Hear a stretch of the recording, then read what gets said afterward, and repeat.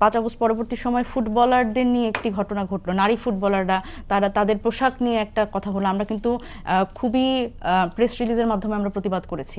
এবং যখন আসলে এই নারীর স্বাধীনতা, এবং আপনি দেখেন যখন নারীরা টিজড হলো, আপনি শাহবাগ থানা থেকে যখন যিনি আসলে টিজ করলেন তখন তাকে ফুলের মালা গলায় দিয়ে আসলে বরণ করে নেওয়া, এই বিষয়গুলো কিন্তু আমরা প্রোটেস্ট করেছি।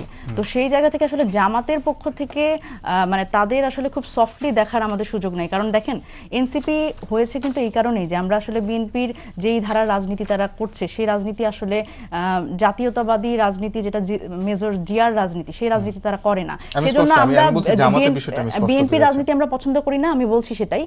এবং জামাতের রাজনীতি আমরা পছন্দ করি না, কারণ আমরা বিশ্বাস করি যে ধর্মকে ভিত্তি করে আসলে কোনো রাষ্ট্রের কোনো ধর্ম হয় না, এবং এইটিকে ভিত্তি করে আসলে কোনো রাজনীতি হতে পারে না। কোনো প্রতিবাদ করেছেন না, আমরা কিন্তু সবসময়ই যেই বিষয়গুলো নারীর বিষয় এবং এই ধর্মীয়, দেখেন রিসেন্টলি আমি যদি আজকের কথাই বলি যে ঢাকা বিশ্ববিদ্যালয় ক্যাম্পাসে মল চত্বরে নাকি রাত 8টার পরে নারীরা ঢুকতে পারবে না।